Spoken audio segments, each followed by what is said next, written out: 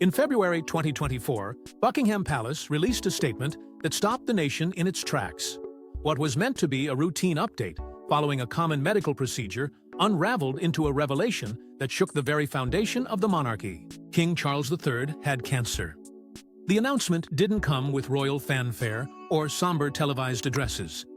Instead, it emerged from behind the palace gates in a carefully composed message, almost too calm for the weight it carried. No specifics were shared, no details were offered. The phrase "caught early" was all the public was given, and yet it was more than enough to ignite a firestorm of fear, uncertainty, and whispered predictions. The monarch, a man who had waited nearly a lifetime to ascend the throne, now found his reign clouded by illness. For decades, Charles had been viewed as steady and enduring, the patient prince who would one day lead with wisdom drawn from years spent in the shadow of a formidable queen. But this new chapter unfolded with brutal irony. The throne was finally his, and yet the clock had started ticking in ways no one could ignore. Though his diagnosis was said to be manageable, the absence of transparency triggered something deeper. If the crown could not be open with its people during a crisis, what else was being hidden? Could Charles withstand not just the disease, but the burden of pretending he could endure it indefinitely? The nation's confidence in its monarchy began to ripple with quiet unease. Parliament whispered. The press speculated. Households across the UK watched every movement from Buckingham Palace with sharpened awareness. Yet, through it all, King Charles did not flinch. Within weeks of the announcement, he returned to public life with a determined posture, smiling, shaking hands, nodding in control. These weren't just royal gestures. They were acts of defiance, carefully curated to convey a message. The king was still standing, still ruling, still the image of power. But behind that image, reality told a more fragile story.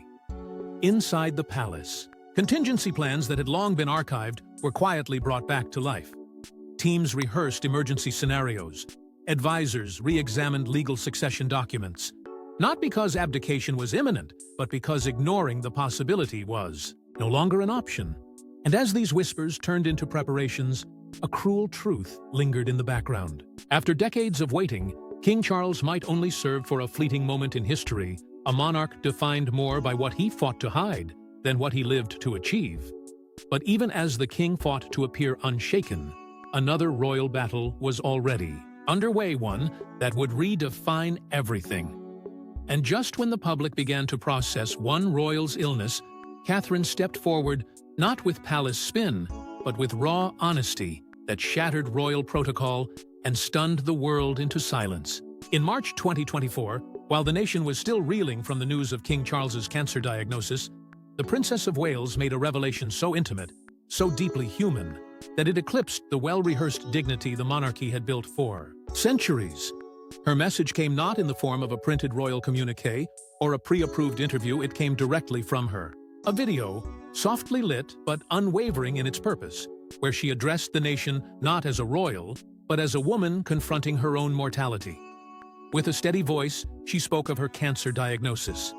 No euphemisms, no vague medical allusions. She mentioned her preventive chemotherapy, her private fear, and most heartbreakingly, the difficulty in telling her children.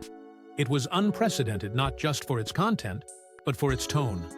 Royals don't confess. They don't show pain. They maintain image. But Catherine defied that mold, dismantling it in a matter of minutes. And in doing so, she did something generations of monarchy had failed to do. She became real, vulnerable, relatable. The carefully constructed fortress of royal detachment cracked in that moment, and the world didn't turn away. It leaned in. Within hours, social media platforms flooded with messages from cancer survivors, grieving families, and ordinary people who suddenly saw themselves reflected in a palace that once felt galaxies away. Morning anchors choked back tears on live television. Tabloids, notorious for their cold-eyed scrutiny, stepped back in quiet respect.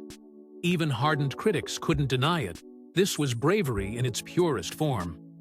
Catherine's revelation wasn't a plea for pity. It was a call to truth. And in breaking her silence, she gave voice to countless others who had suffered theirs alone. But the true magnitude of her statement wasn't just in the words, it was in what they challenged. The monarchy had long thrived on the illusion of permanence. Royals didn't falter. They endured. Illness, when it happened, was concealed, softened, buried in sanitized phrases. Catherine broke that cycle. She put a name to the pain. She chose humanity over ceremony. And the impact was seismic. She wasn't just admired, she was embraced. And with that embrace came something deeper than admiration. Trust. Suddenly, Catherine was no longer seen as a supporting figure behind the heir to the throne. She emerged as a leader in her own right, someone who could confront the darkest truths, not with detachment, but with strength. Her honesty didn't weaken the institution, it transformed it. The monarchy hadn't just experienced a moment of confession. It had undergone a quiet revolution. But Catherine wasn't just speaking her truth, she was quietly reshaping what it meant to lead from the heart. She disappeared from the public eye as a royal. But when she returned, she wasn't just back, she was reborn. And this time, she wasn't asking for permission to lead. After months of silence and speculation, January 2025 brought a moment of unexpected hope. Catherine had entered remission. The palace made the announcement with the usual polished restraint. But behind the royal wording was a story of quiet triumph. A battle fought away from cameras, away from applause, away from the titles and traditions that so often defined her. She had endured not just a medical trial, but a personal reckoning. And when she emerged, the woman the public remembered had evolved into something far more formidable. Catherine didn't slip back into royal life as though nothing had happened. She didn't resume her duties with the same reserved smile and gentle wave. Everything about her had changed, from the tone in her voice to the weight her words carried. Her first public appearances were brief, almost surgical in their precision, but they sent a clear message. She was no longer simply the Princess of Wales. She was a force. Her posture radiated authority. Her eyes held fire. And when she spoke, she didn't speak as a symbol of the crown, she spoke as a woman who had stared death in the face and chosen to fight. Her battle was no longer a private story. It was becoming her mission. With renewed purpose, Catherine began to champion causes that had long been overlooked within royal circles: early cancer detection, women's health care, access to treatment. And she did so not as a spokesperson reading prepared lines, but as someone who knew exactly what it felt like to fear the unknown. Her words carried the weight of lived experience, and the public listened. Media outlets, once focused on her fashion and demeanor, began printing headlines that echoed a different kind of admiration. Not for her poise, but for her power. Commentators who once dismissed her as William's silent counterpart now debated openly whether she had become the crown's most vital asset. Behind the scenes, the shift was unmistakable. Her schedule grew, her solo engagements increased, and where once she was seen as the elegant backdrop to William's destiny, now she was being viewed as an equal pillar of the monarchy's future. Journalists began describing her as a future sovereign presence, even as the institution itself clung to tradition. Catherine wasn't demanding authority. She was simply becoming it, with every action, every speech, every quiet moment of grace turned into strength. Her illness had not broken her, it had revealed her. It had stripped away the ceremonial veneer and exposed something deeper. A leader forged in silence, pain, and survival. The monarchy, long associated with restraint, had gained a new voice, and it spoke with clarity, compassion, and conviction. But this was only the beginning, because symbols of her strength began to bloom beyond the palace gates. It wasn't a coronation, but it might as well have been, because with one flower, Catherine claimed something deeper than a title: the hearts of a nation still healing. In May 2025, as spring breathed life into the royal gardens and old traditions, something quietly revolutionary took root at the RHS Chelsea Flower Show. Among a dazzling array of roses, orchids, and tulips, one bloom stood apart, not for its grandeur, but for what it represented. It was coral pink, delicate yet strong, cultivated with purpose and precision. Its name wasn't born of lineage or myth. It was named after a woman who had faced one of life's cruelest battles and returned, not only victorious, but transformed.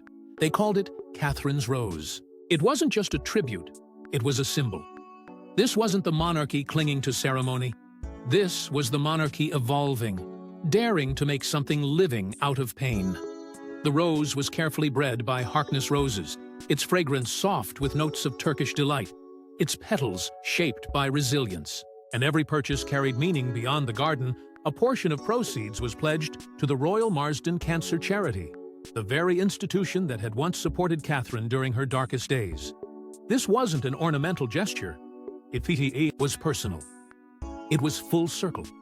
It was survival, turned into something that could bloom again and again, far beyond the palace walls. Across the country, the response was immediate. Gardeners planted it with reverence. Families battling cancer bought it as a symbol of strength. For many, it wasn't just a flower, it was a living reminder that even in silence, healing was possible. Catherine's name, once associated with royal grace, was now woven into a broader story, one of human connection, of survival and quiet power. This was no longer about appearances or protocol. It was about legacy, written not in ink, but in soil. And through this bloom, Catherine crossed a threshold that no title alone could bestow. She became not just a royal figure, but a national symbol of emotional endurance. No ribbon-cutting or state dinner could have made such an impact. It was this flower, this simple, beautiful testament to her pain, that made people see her not just as a princess, but as a reflection of themselves. Because she didn't simply survive, she turned her suffering into a message of hope, and her message into a movement that grew one garden at a time. For the monarchy, Catherine's rose marked a shift. It wasn't a celebration of status, it was a declaration of relevance. In a world growing weary of old symbols, this one felt new, fresh, earned. She had not been crowned with gold, but with something far more lasting. The genuine admiration of a nation that had watched her suffer, and now bloom. But this floral tribute was just one bloom in a much larger royal garden of symbols. These weren't just blooms. They were royal signatures planted in soil, marking a lineage not through crowns but through character, emotion, and the whispers of a mother's legacy.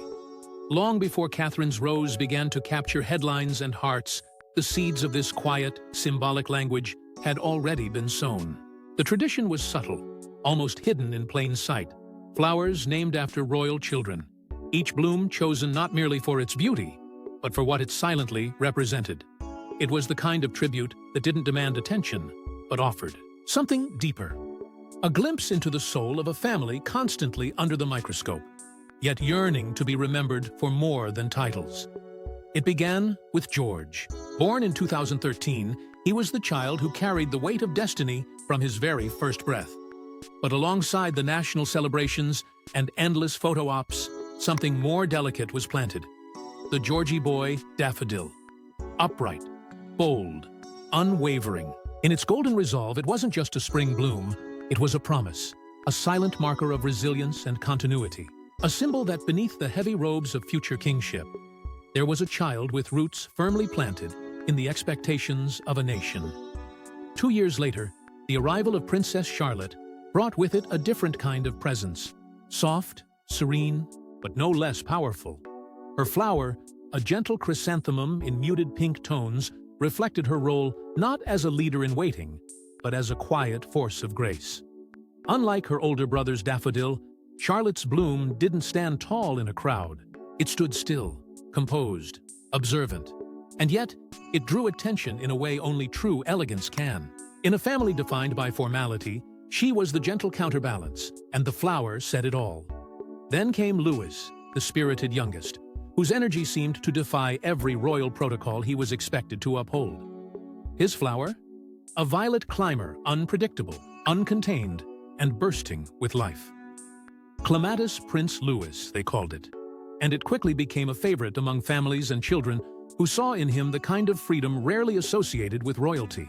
It was a celebration of spontaneity, of color and chaos, and it offered something the monarchy rarely had the courage to embrace: personality without polish. Together, these flowers didn't just represent milestones, they told a generational story of evolution of how Catherine, without ever demanding control, had helped shape the narrative around her children. She didn't just raise future royals, she cultivated future identities. Each bloom whispered what no press statement ever could. Strength, grace, joy, a family re-rooted in symbolism, vulnerability, and public connection. And that connection mattered. In an institution often accused of being out of touch, these floral tributes offered a rare moment of intimacy, inviting the public to participate, to plant, to remember. It was monarchy made personal. Not through grand gestures or national addresses, but through petals, soil, and meaning passed down through generations. The garden was no longer just a royal backdrop. It had become a legacy, a living, breathing archive of memory. But the nation wasn't just focused on the children anymore. Its eyes were returning to the woman at the center of it all. This wasn't palace perfection. It was raw, weathered, and earned love that didn't just survive the spotlight, but stood firm through the darkest corridors of fear. In April 2025, William and Catherine returned to St. Andrews, not as hopeful students walking hand in hand along university halls, but as a royal couple marking 14 years of marriage, bonded not by fairy tale fantasy, but by years of trial, loss, and resilience. There were no fireworks or grand declarations, just a quiet pilgrimage to the place where it had all begun. A place untouched by titles, by cameras, by the expectations of a nation. And in that silence, something became clearer than ever before. Theirs was not a story of picture-perfect royalty. It was a story of survival. Catherine's illness had changed everything. For the world, it had humanized her. But for William, it had sharpened his purpose. While palace aides released carefully worded updates, he was navigating a dual reality, standing before the world as the future king, while shielding his wife and children from fear that crept in behind closed doors. He didn't waver. He didn't step back. Instead, he stepped in managing engagements, calming the press, and carrying the emotional weight of a family unraveling in private. This wasn't a duty assigned by the crown. It was a role taken on by a man unwilling to let his family suffer alone. And through that storm, their marriage was reforged. Gone were the polished moments designed for public admiration. In their place came something far more genuine. A touch at an event. A glance, held too long. A whisper during official duties. These weren't staged displays, they were cracks in the royal armor where love, real love, bled through. The world noticed. What was once labeled as formality began to be seen for what it was. Restraint, discipline, but above all, partnership. Catherine leaned on William not because she was weak, but because he had proven himself strong enough to hold space for both of them. Their bond became more than personal. It became symbolic. In a monarchy battered by scandal, fractured by family conflict, and strained by public skepticism, William and Catherine offered something rare: consistency. They weren't perfect. They were believable. And in that believability, they became the emotional anchor the monarchy so desperately needed. Their unity in crisis reminded the public that behind the gold-plated titles and polished speeches were two people navigating the same fears, hopes, and struggles that define any long-term relationship. Except their love had endured under a microscope.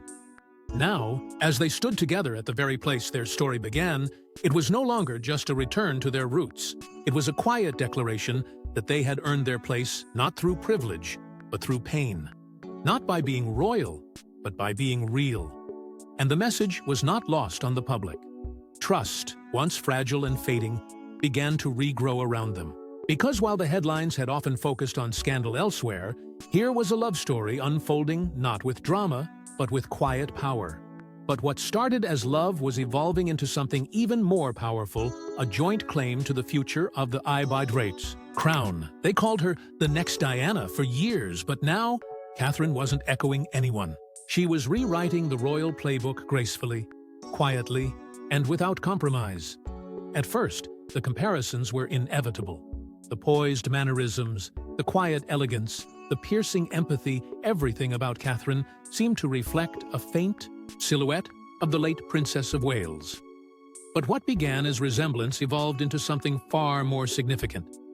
Catherine was not standing in Diana's shadow.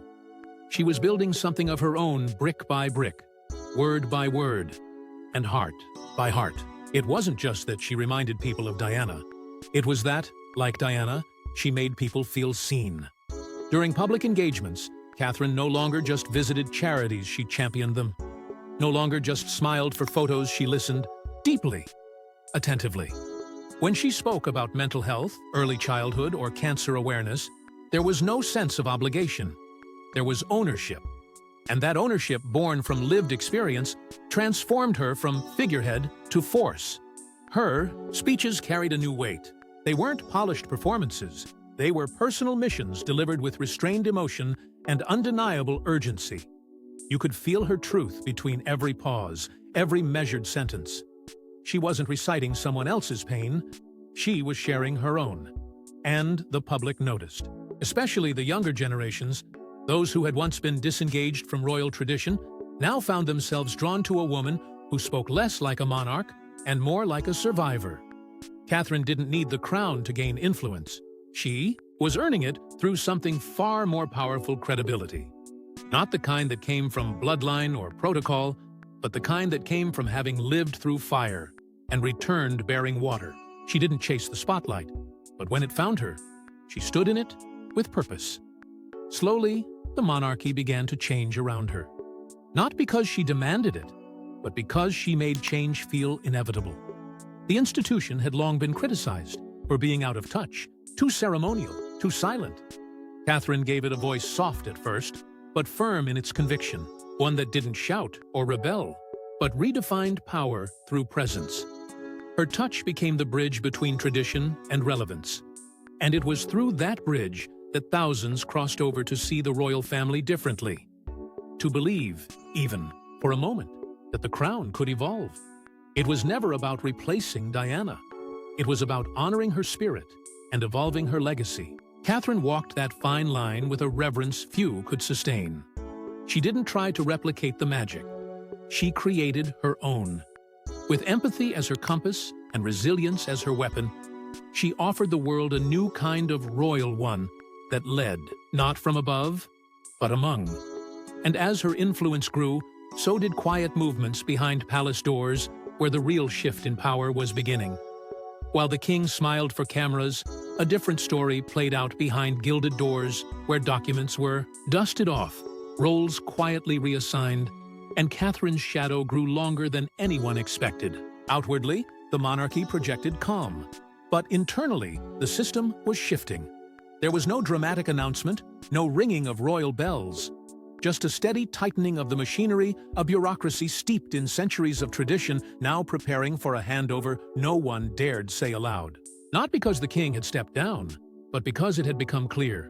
Time wasn't on his side, and the future could no longer afford to wait.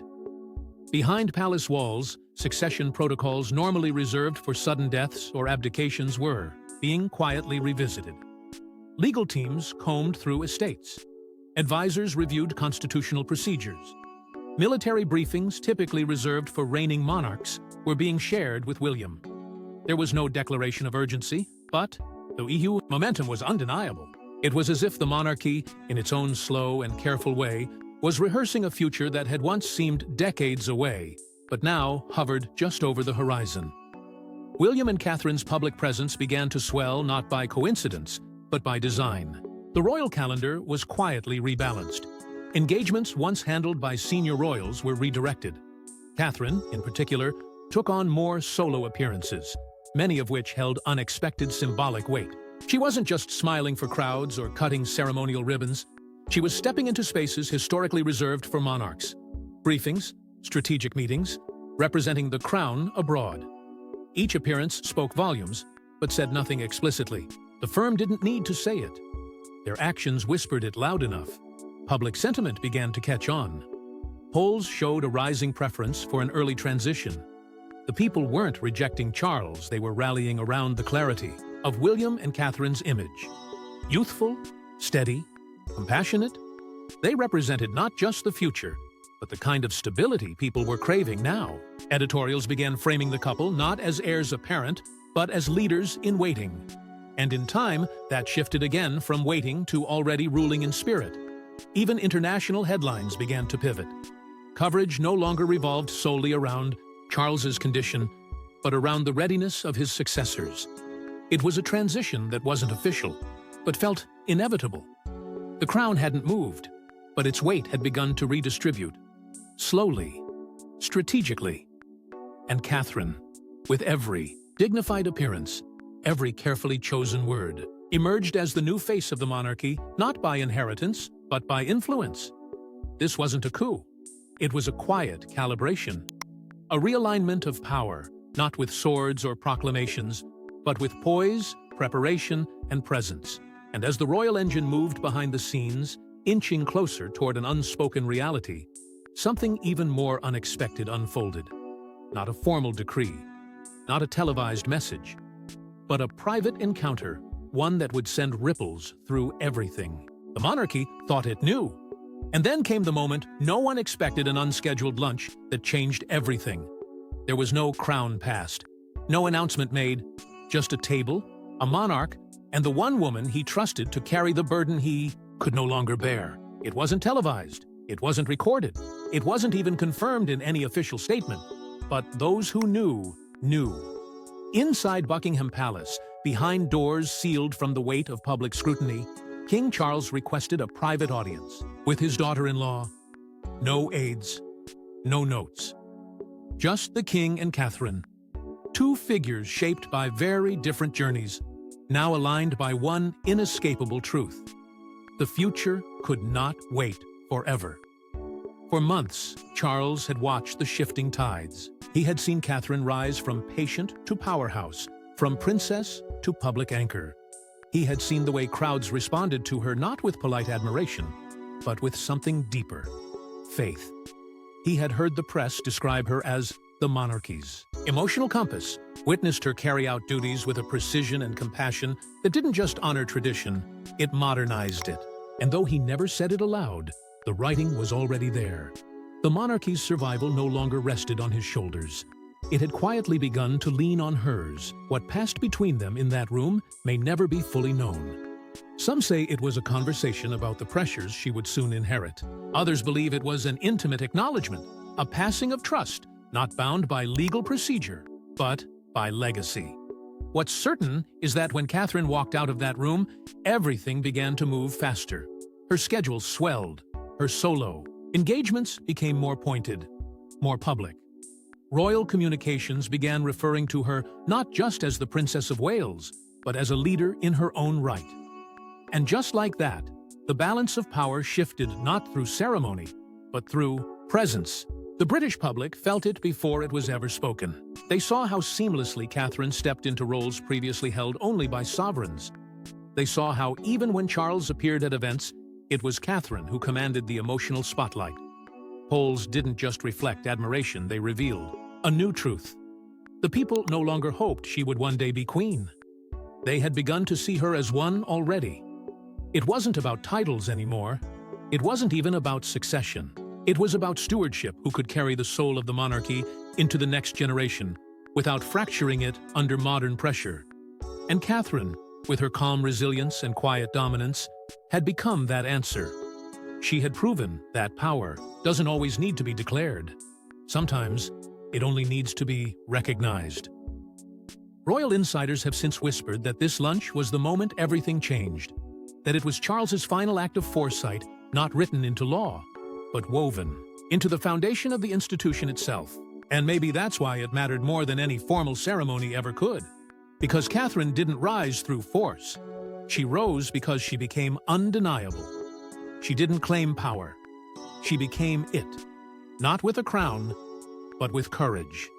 And now, the monarchy doesn't just belong to tradition, it belongs to Catherine's future. Thanks for watching, and don't forget to like and subscribe. And we will see you in the next one.